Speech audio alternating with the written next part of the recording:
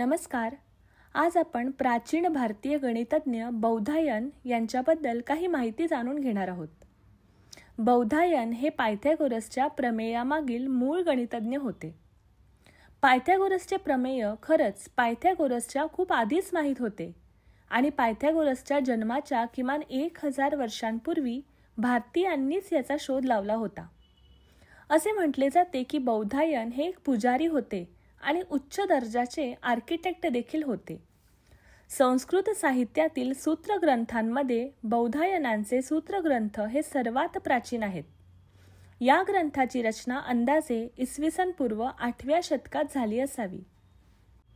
आज आधुनिक भूमितीमध्ये म्हणजेच जॉमेट्रीमध्ये जे पायथागोरस थिअरम म्हणजेच पायथागोरसचे प्रमेय म्हणून ओळखले जाते ते बौधायनांनी पायथागोरसच्या आधी कित्येक वर्ष आपल्या ग्रंथामध्ये श्लोक स्वरूपात लिहिलेले आहे.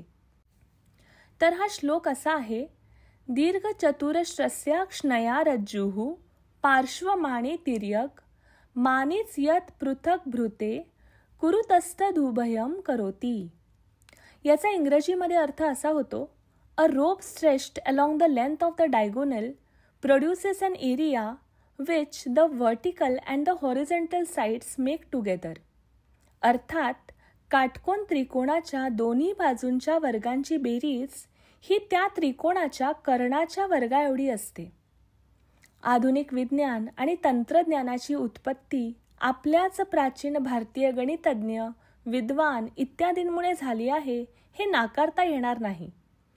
वैदिक शास्त्र, खगोलशास्त्र, अभियांत्रिकी, गणित हे क्षेत्र असो, अनेक शोधांचा पाया रचणाऱ्या भारतीय प्रतिभावंतांची यादी न संपणारी आहे.